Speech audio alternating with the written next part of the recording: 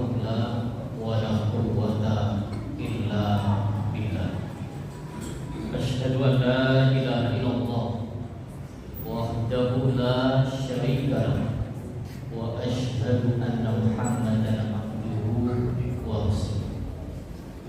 Allahumma shalli wa sallim ala nabiyyina Muhammadin wa ala alihi wa sahbihi ajma'in. Amma ba'du. Jemaah salat Isya, sekaligus kita sambung dengan salat tarawih yang dirahmati Allah. Pada kesempatan yang berbahagia, kita tengah hadir di masjid yang barokah, menunaikan salat Isya berjamaah. Kita sambung dengan salat qiyam Ramadan atau salat tarawih pada kesempatan malam ini, merupakan nikmat yang Allah anugerahkan kepada kita. Kita tinggal mensyukuri. Bagaimana wujud syukur itu, yaitu dengan menerapkan apa yang Allah perintahkan dan sekaligus Rasul lanjutkan. Mudah-mudahan segala aktivitas yang kita lakukan senantiasa mendapatkan ridho dari Allah Subhanahu wa taala. Jemaah yang dirahmati Allah, ketika kita memperhatikan tentang tingkatan manusia dalam arti kepemilikan, derajat, itu satu sama yang lain tidak ada yang sama, berbeda-beda. Kita memandang mungkin tetangga kita atau saudara kita sejamaah, walaupun pekerjaannya, statusnya sama, gajinya sama, tapi setelah kita timbang dan setelah kita ukur, tingkat kekayaannya itu juga beda.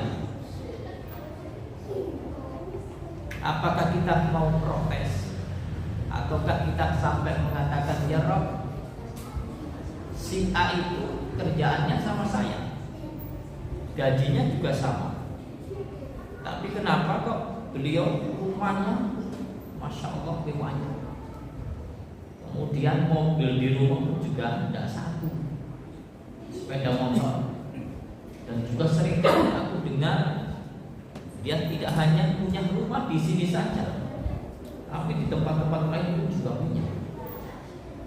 Nah, kadang-kadang muncul benak kita itu seperti itu, tapi juga kadang sebatas kemampuan kita. Pekerjaannya sama, tapi di luar itu pun juga kita tidak tahu mereka punya bisnis yang lain, sehingga kekayaannya itu pun juga luar biasa. Maksud kami bahwa Allah telah memberikan tingkatan kekayaan seseorang berbeda-beda. Itu adalah sesuai dengan kehendaknya.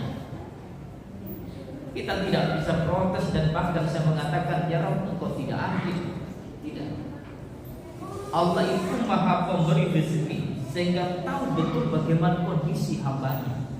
Ar-Razzaq, Allah maha pemberi rezeki. Itu salah satu sifat dari sifat-sifat Allah yang sekian banyak ditulis dalam Al-Quran itu.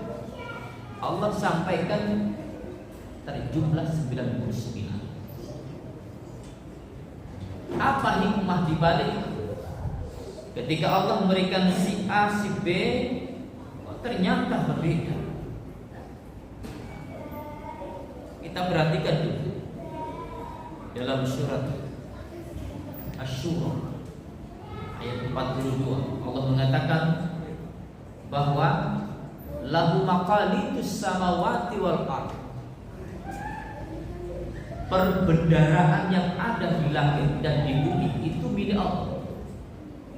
Yabsutur rizqa liman yasha'u wa yaqdir. Allah memberikan rezeki kepada siapa yang Allah kehendaki, lapang, luas, sehingga kaya raya. Itu sesuai dengan kehendaknya.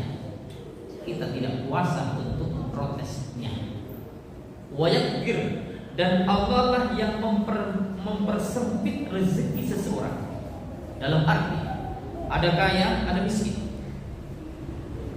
Nah, ini sesuai dengan kehendaknya. Dan Allah itu tahu, maha tahu tentang, oh si A ini pantas, cocok aku beri kaya. Si B cocok aku beri miskin. Ya, pandangan kita kadang-kadang salah. Orang itu dikira tidak punya uang, tapi uangnya dimasukkan ke sana. Nah, seakan-akan bajunya compang-camping, tapi uangnya kersek, dikira bumbu, dikira ya buah-buahan, tapi itu uang. Itu pandangan kita. Kemudian pandangan kita kadang salah paham. Orang itu, oh keren, sepeda motornya bagus, tapi tidak punya uang. Sepeda motor siapa? Pinjam tangannya. Nah, ini pandangan kita kadang-kadang salah. Tapi Allah maha tahu, si A pantas aku jadikan kaya, si B aku jadikan miskin. Ternyata hikmah yang bisa kita petik dalam salat tarawih kali ini kami sampaikan. Yang pertama, agar manusia itu merasa bahwa tingkatan nanti di akhirat Allah berikan derajat yang berbeda-beda. Allah berikan derajat yang berbeda-beda, dan ini sesuai dengan surat Al-Isra. Allah katakan, undur kaifa faddalna ba'dahum 'ala ba'd. Lihatlah, kami telah melebihkan sebagian mereka dengan sebagian yang lain. Walil akhiratu akbar darajat. Dan di akhirat ini akbar darajat, lebih besar, lebih tinggi, lebih mulia derajatnya, wa akbar tafdila, dan lebih besar pula keutamaan. Jadi nanti tingkatan yang ada di akhirat nanti itu Allah beda-bedakan.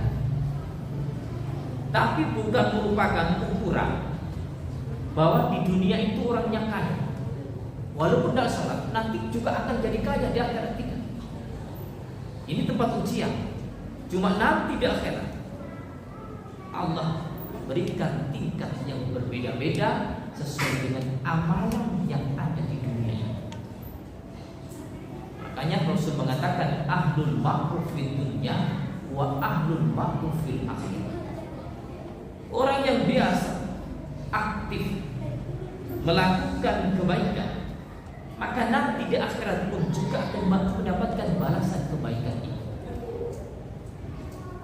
Maksud kami, di dunia ada tingkatan yang berbeda-beda, tapi bukan merupakan ukuran bahwa orang yang ada di dunia mungkin tingkatannya tinggi, tapi tidak pernah melakukan ibadah, nanti di akhirat tidak akan bisa untuk mendapatkan derajat yang mulia. Tapi kalau yang ada di dunia ini derajatnya rendah, tapi ahli ibadah, puasa ya, sholat tarawih aktif, tidak pernah mengeluh. Yang dari awal Ramadan sampai akhir Ramadan nanti pun juga yang punya keinginan yang kuat untuk sampai tuntas. Luar biasa. Ini balasannya dari Allah yang berikan balasan yang istimewa. Maksud kami adalah kita harus bisa merasakan bahwa nanti di akhirat itu adalah Allah memberikan tingkatan yang berbeda-beda sesuai dengan kebaikan atau amal yang telah kita lakukan di dunia. Yang kedua, agar manusia itu saling memanfaatkan satu sama yang lain. Orang ini dijadikan kaya oleh Allah, orang ini jadi miskin.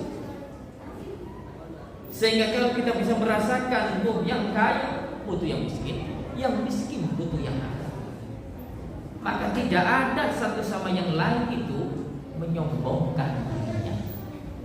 Tuh, yang boleh yang kaya kemeliti, seberapa kemeliti? Kakek kaya itu merasa aku aku sugih, ayo perintah sana, perintah sini. Biasanya pangkatnya luar biasa, puting-puting, orang dikomponi, sehingga pikir-pikir itu kaya, tapi belum pensiun. Tapi kalau sudah pensiun, maksud kami, ketika orang itu berikan kekayaan, berikan derajat yang tinggi di dunia ini, hendaknya ia merasakan bahwa tingkatan yang Allah berikan di dunia ini harus mereka menyadari bahwa mereka juga butuh kepada orang-orang yang lebih rendah daripadanya, dan orang yang rendah butuh kepada orang yang kaya, saling membutuhkan. Seandainya Allah itu jadikan kaya semua,